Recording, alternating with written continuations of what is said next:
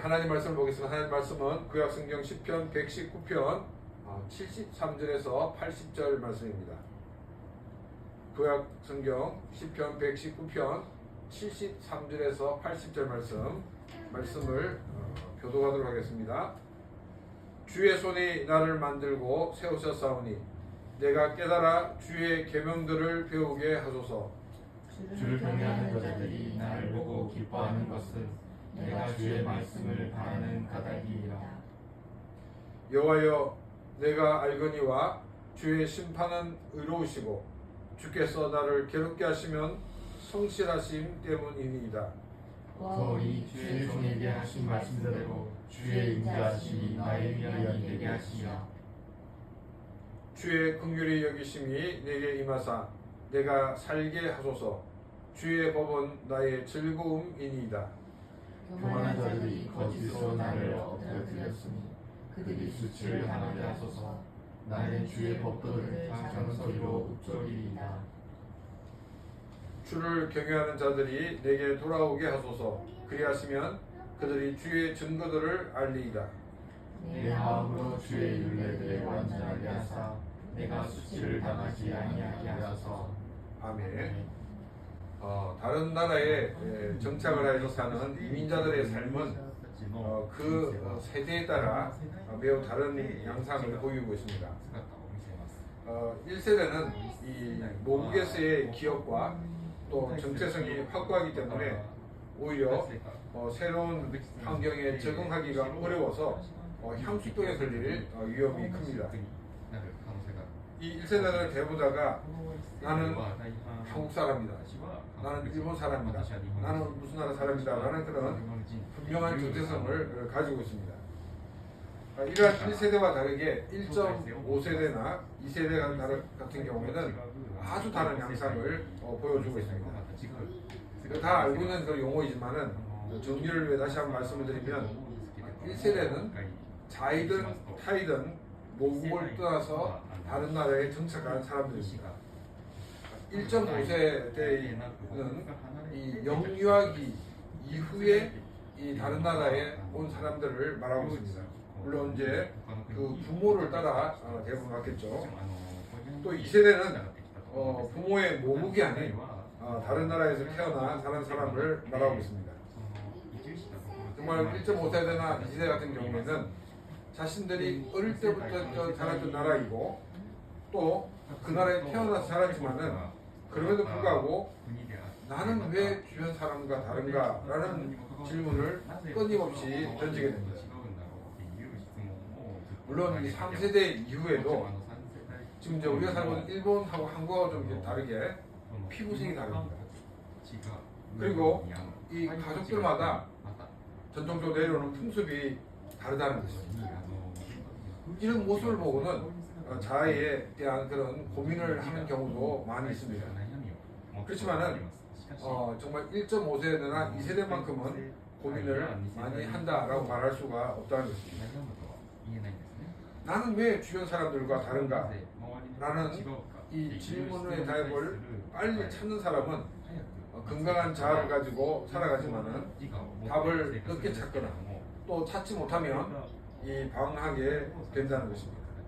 심지어는 그 사회의 부적응자가 되어서 평생을 혼란 속에서 살아가는 안타까운 그런 경우도 많이 보게 됩니다. 사랑하는 성도 여러분, 우리가 예수님을 믿고 거듭난 순간 우리는 이 세상에서 영적으로 1.5세대 혹은 2세대와 같은 존재가 됩니다. 아니, 저 때부터 예수를 믿었는데 저 1세대 아닙니까? 이렇게 신앙을 배척한다는 면에서는 1세대이지만은 그러나 이민자들이 겪는 1.5세대와 2세대가 부딪히는 그런 문제에 부딪히게 된다는 것입니다. 왜냐하면 우리가 크리스찬이 되었음에도 불구하고 우리는 여전히 이 땅에 발을 딛고 살아가기 때문입니다. 우리가 이 땅에 발을 딛고 살아가고 있는데 성경은 크리스찬의 시민권은 하늘에 있다라고 말하고 있습니다. 우리는 믿지 않는 사람들과 똑같이 먹고 마시고 있습니다. 그런데 우리는 우리의 삶의 목적과 우리의 방식은 전혀 달라야 된다고 성경은 우리에게 말하고 있기 때문입니다. 그래서 우리는 필연적으로 고민할 수밖에 없다는 것입니다. 우리가 이 크리스천의 방법이 아닌, 성경의 방법이 아닌 이 세상의 방법대로 살면 우리의 마음이 어떨까요? 편합니까? 불편합니까? 편함이 좀 문제가 있는 거고 다 불편해합니다. 또 우리가 하나님 말씀을 붙들고 살아가면 또 고난이 따르고 또 많은 오해가 생기게 된다는 것입니다. 그래서 여기서 우리는 많은 고민과 갈등을 할 수밖에 없다는 것입니다. 이 땅에서 하나님 백성으로 산다는 것은 때를 따라 외롭고 억울하고 고통스러운 일들이 많이 있는 것을 경험합니다. 이런 상황에서 정체성이 흔들리면 이 고난을 견딜 수가 없게 되는 것입니다. 오늘 본문의 시편 기자도 우리와 똑같은 영적 이민자의 고뇌를 안고 있었습니다. 그는 세상의 조롱과 거짓 비방, 심지어는 믿는 자들의 오해 속에서도 무너지지 않는 길을 찾았습니다. 오늘 말씀을 통해서 혼란한 세상 속에서 우리가 누구인지 그리고 무엇으로 승리해야 되는지 그 답을 발견하는 시간이 되시기를 바랍니다. 73절 74절 말씀입니다. 주의 손이 나를 만들고 세우셨사오니 내가 깨달아 주의 계명들을 배우게 하소서. 주를 경외하는 자들이 나를 보고 기뻐하는 것은 내가 주의 말씀을 바라는 까닭이니이다. 73편에서 시편 기자는 주의 손이 나를 만들고 세우셨다라고 고백을 하고 있습니다. 여기서 주의 손은 하나님의 능력 그리고 하나님께서 세밀하게 개입하셨던 것을 말하고 있습니다.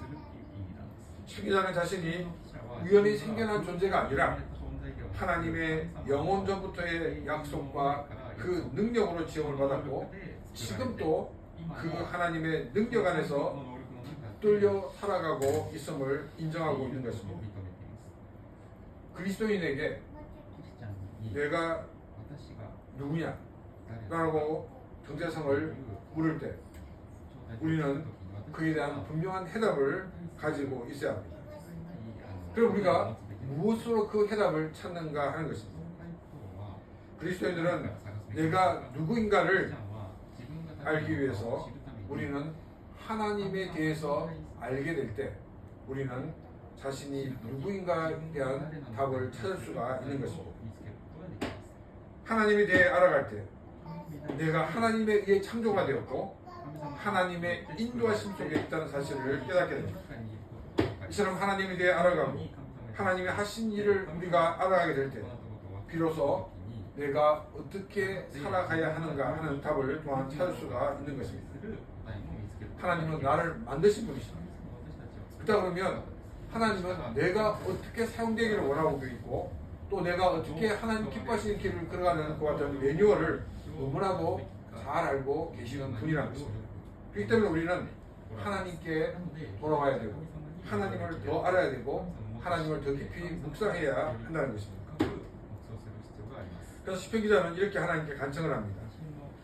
나로 깨닫게 하사 주의 계명을 배우게 하소서.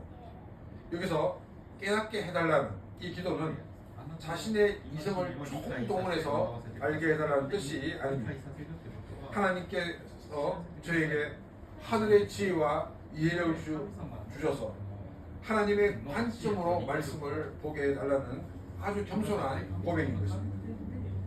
내 생각과 내 방식이 아니라 나를 만드신 하나님의 방식대로 모든 것을 이해하고 싶다는 그 같은 고백입니다. 그래서 그는 주의 계명을 배우겠다고 결단을 하며 말씀 앞에 엎드리는 것입니다. 이렇게 자신이 누구인지를 깨닫고 하나님의 말씀을 붙들며 실험하는 성도들의 삶은 혼자로서의 삶으로 끝나지 않는다는 것입니다. 14절 말씀을 보게 되면 주를 경외하는 자가 나를 보고 기뻐할 것은 내가 주의 말씀을 바라는 영혼이다 라고 말하고 있습니다. 믿음의 동료들이 나를 보고 함께 기뻐하고 있다는 것입니다. 내가 돈을 많이 벌거나 시장적으로 성공했기 때문에 함께 기뻐하는 것이 아닙니다. 내가 어떤 상황 속에서도 낙심하지 않고 주의 말씀을 바라고 의지하는 그 모습을 보았기 때문입니다. 나의 견고한 믿음이 다른 지체에게도 위로가 되고 기쁨이 된다는 것입니다. 저는 이 말씀을 묵상하면서 제가 이제 사역했던 여러 가지 사역들을 돌아보게 되었습니다. 우리 교회에서 함께 상생을 하다가 다른 지역으로 떠난 도왔던 많은 형제 자매들이 있습니다. 사역자로서 이 언제 가장 보람을 많이 느낄 것 같습니까? 그분들이 가신 그곳에서도 여전히 열심히 하나님을 잘 섬기고 있다는 그 소식을 들을 때입니다. 근데 반대로 아무리 사역적으로 성공을 했다 하더라도 하나님과 멀어졌다는 것 같은 소식이 들리면 정말 가슴이 무너져 내려 앉습니다. 제가 좀 더 열심히 하나님 말씀을 가르치 못해서 이런 결과가 생기지 않았는가 자책을 하기도 합니다. 이것은 다른 분들뿐만 아니라 지금 함께 교회를 섬기는 여러분을 향한 마음이기도 합니다. 여러분들이 말씀을 붙들고 치열하게 살아가는 그 모습을 볼 때 저는 말할 수 없는 보람과 감사를 느끼고 있습니다. 근데 이 기쁨은 목회자인 저뿐만 아니라 우리 믿는 믿음의 공동체의 모든 멤버가 함께 느낄 수 있는 감정일 것입니다. 만약 우리가 한 믿음의 공동체 안에서 함께 기뻐하고 또 함께 아파하지 못한다 그러면 어떻게 보면 자신에게 심각한 영적인 그런 병이 없는가를 점검해 봐야 될 것입니다. 사랑하는 성도 여러분, 나의 믿음은 나 혼자만으로 끝나는 것이 아닙니다. 내가 말씀을 붙들고 승리할 때 그것은 공동체 전체의 기쁨이 된다는 것입니다. 반면에 내가 말씀을 놓게 되면 공동체의 염려가 됩니다. 바라기는 우리 각자가 말씀을 생명처럼 붙들므로써 서로에게 거룩한 기쁨과 도전이 되는 거룩한 삶이 되기를 주님의 이름으로 축원합니다. 75절에서 77절 말씀입니다. 여호와여, 내가 알거니와 주의 심판은 의로우시고 주께서 나를 괴롭게 하시면 성실하심 때문이니이다. 구하오니 주의 종에게 하신 말씀대로 주의 인자하심이 나의 위안이 되게 하시며 주의 긍휼이 여기심이 내게 임하사 내가 살게 하소서. 주의 법은 나의 즐거움이니이다. 앞선 이 구절에서 내가 누구이며 누구의 인도를 받는 존재인지를 깨달은 시편 기자는 이제 자신의 삶에 닥친 이 고난에 대한 것을 새로운 눈으로 바라보게 됩니다. 75절에서 주께서 나를 괴롭게 하심은 주의 성실하심 때문이다라고 고백을 합니다. 정말 이 고백은 놀라운 고백입니다. 시편 기자는 자신이 겪는 이 고난이 우연한 사고나 하나님이 나를 이 감정적으로 주신 벌이 아님을 알았습니다. 오히려 그는 이것이 하나님의 성실하심, 즉 나를 향한 하나님의 약속과 계획이 한치도 오차가 없이 실행되고 있는 과정임을 깨달았던 것입니다. 부모가 자녀를 사랑하기 때문에 훈계하듯이 하나님께서 당신의 자녀를 거룩하게 빚으시기 위해서 고난이라는 도구를 사용하고 계시다는 것입니다. 고난 가운데 있을 때 하나님의 징계가 옳다라는 것은 우리가 머리로는 알고 있습니다. 근데 육신을 보면 우리의 삶은 여전히 힘들고 아픕니다. 그래서 시편 기자는 75절 고백을 바탕으로 76절과 77절에서 두 가지를 구하고 있습니다. 이 강구 역시 자신의 욕심이 아니라 하나님이 주신 그 약속의 말씀을 근거하고 있습니다. 첫 번째는 뭐냐면 76절 말씀에 주님의 인자하심, 즉 헤세드를 구하고 있습니다. 주님의 그 징계가 옳은 줄 압니다. 그러나 저는 연약함으로 너무나 아픕니다. 약속하신 말씀대로 주의 그 인자하심으로 나를 위로해 주십시오. 이것이 바로 성도의 기도입니다. 하나님의 주권을 인정하면서도 또 아버지 되신 하나님 품으로 들어가 하나님의 위로를 구하는 것입니다. 나를 포기하지 않으시는 그 언약적인 하나님의 사랑이 이 헤세드만이 우리를 고난 가운데 승리하게 하고 또 고난 가운데 우리가 큰 위로를 받게 하는 힘인 것을 성경은 우리에게 말씀하고 있다는 것입니다. 두 번째는 77절 말씀에 주님의 긍휼하심이 내게 임하기를 구하고 있습니다. 그래서 긍휼이라는 이 단어는 어머니가 태 속의 아기를 소중히 여기는 것 같은 그런 끊을 수 없는 사랑을 말하고 있습니다. 이런 하나님의 긍휼하심이 있었기에 우리가 죄를 범하고 정말 하나님으로부터 벌을 받아 마땅한 것 같은 존재였습니다. 그러나 그 하나님의 긍휼하심이 임함으로써 우리는 다시금 살아나는 존재가 되었습니다. 그래서 시편 기자는 그리하시면 내가 살리다라고 고백을 하고 있습니다. 즉 죄와 고난으로 죽을 수밖에 없는 내가 다시 숨을 쉬고 살아있는 유일한 길은 하나님의 불쌍히 여기는 바로 그 긍휼하심 뿐이라는 것입니다. 우리를 불쌍히 여기시는 하나님의 긍휼하심이 있기에 우리가 죄로 망하지 않고 하나님의 은혜가 임함으로 또 죄가 용서받고 구원받는 하나님의 사람이 될 수가 있었던 것입니다. 하나님의 성실하심을 믿고 징계받은 자 그리고 그 속에서 하나님의 위로와 긍휼을 체험한 자는 어떻게 변합니까?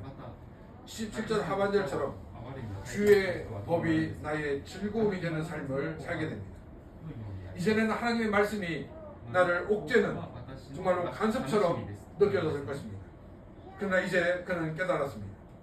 나를 살리는 것이 바로 주님의 긍휼이었고 나를 바른 길로 인도하는 것이 바로 주님의 인자하심이었습니다. 이 하나님의 긍휼하심과 인자하심이 있었기에 우리가 하나님의 말씀을 붙들고 온전히 살 수가 있었던 것입니다. 우리는 고난 가운데서도 하나님의 성실하심을 신뢰하면서 위로와 긍휼을 힘입어 말씀 안에서 참된 생명을 누리는 저와 여러분이 되시기를 바랍니다. 78절에서 80절 말씀입니다. 교만한 자들이 거짓으로 나를 엎드러뜨렸으니 그들이 수치를 당하게 하소서. 나는 주의 법도들을 작은 소리로 읊조리리이다. 주를 경외하는 자들이 내게 돌아오게 하소서. 그리하시면 그들이 주의 증거들을 알리이다. 내 마음으로 주의 윤례들에 완전하게 하사 내가 수치를 당하지 아니하게 하소서. 시편 기자는 지금 이 안팎으로 위기를 맞이하고 있습니다. 먼저 외부적으로는 교만한 자들의 공격이 있었습니다. 여기서 교만한 자라는 것은 단순히 거만한 사람이 아니라 하나님의 말씀을 의도적으로 무시하는 그런 사람을 말하고 있습니다. 그들은 이 시편 기자를 엎드리게 만들었습니다. 이 원어적인 의미는 뭐냐면 이 엎드려뜨리다는 말이 왜곡하다, 비틀다라는 뜻이 있습니다. 이 말은 무슨 말이냐면 그들은 거짓말과 모함을 써서 시편 기자의 인격을 왜곡시키면서 사회적으로 매장을 하고 있다는 것입니다. 이에 대해 시편 기자는 이렇게 하나님께 탄원합니다. 그들이 수치를 당하게 하소서. 이것은 개인적인 복수를 하게 해달라는 것이 아니라는 것입니다. 거짓이 진실을 이기지 못하도록 하나님의 정의가 실현되어서 그들의 악한 입을 막아달라는 그런 공의를 위한 기도입니다. 세상이 시끄러워도 시편 기자의 태도는 분명합니다. 나는 주의 법도를 묵상하리이다. 세상이 나를 왜곡해도 나를 흔들리지 않고 하나님의 자리로, 하나님의 그 말씀의 자리로 나아가겠다라고 고백을 하고 있습니다.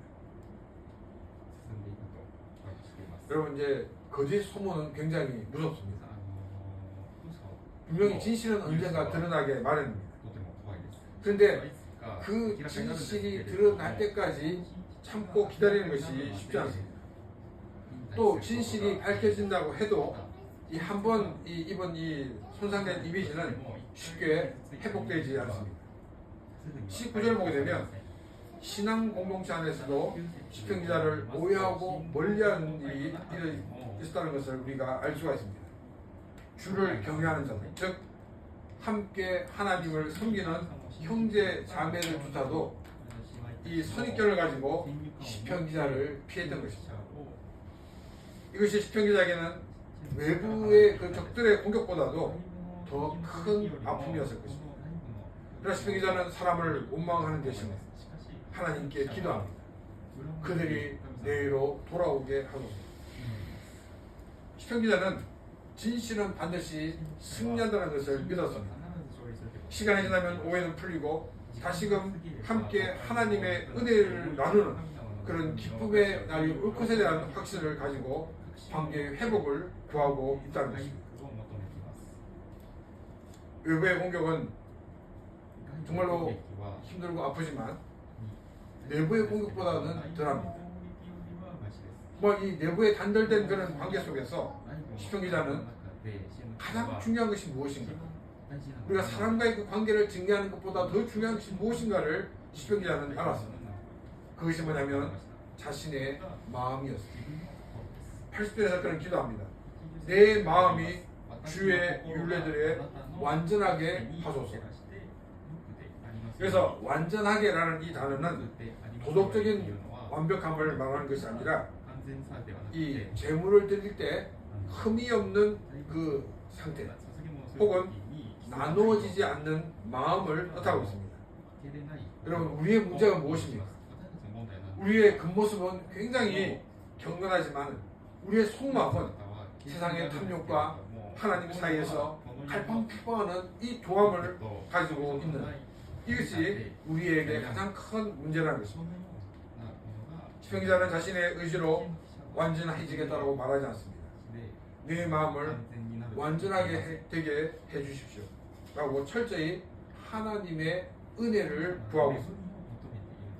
나의 결심으로만 이 세상의 공격 앞에서는 무너질 수밖에 없음을 알았기 때문에 하나님의 은혜가 내 마음을 붙들어서 내가 오직 하나님 말씀에만 집중할 수 있게 해달라고 기도를 하고 있는 것입니다. 시편 기자의 기도는 이 수치가 역전이 되는 면을 보여주고 있습니다.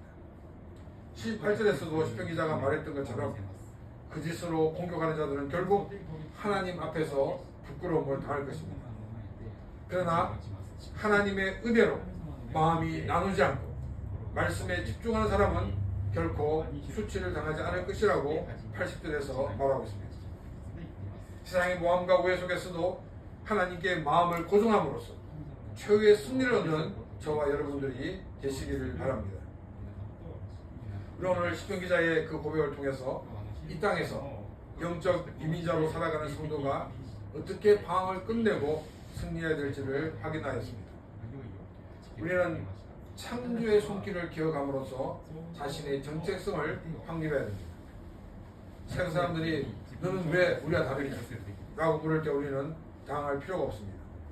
73절의 고백처럼 주님이 우리를 만드셨고 또 우리를 세우셨기 때문이라는 것을 기억하시길 바랍니다. 우리는 우연의 산물이 아니라 하나님의 치밀한 계획 속에서 지음을 받은 그런 거룩한 존재임을 기억하시길 바랍니다. 나를 만드신 하나님을 더 깊이 알아간다면 우리는 내가 누구인가, 내가 어떻게 살아갈지도 더 우리가 분명하게 알 수가 있을 것입니다. 두 번째로 우리는 이 고난을 하나님의 성실하심으로 해석해야 한다는 것입니다. 이 땅에서 겪는 아픔과 징계가 우리를 낙심하게 하지 못합니다.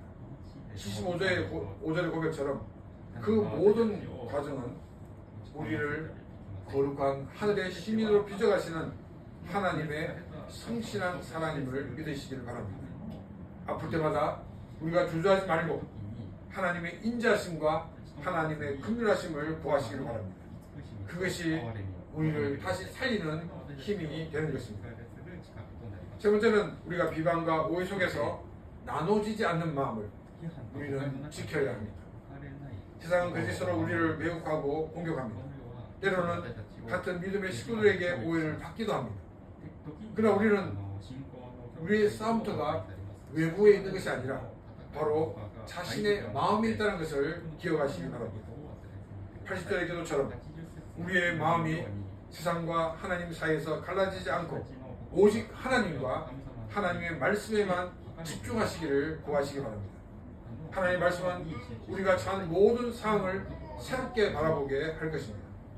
하나님의 말씀은 우리에게 지혜를 주셔서 어떠한 상황 속에서라도 우리가 그 상황을 정리할 방법을 알게 해 주실 것입니다.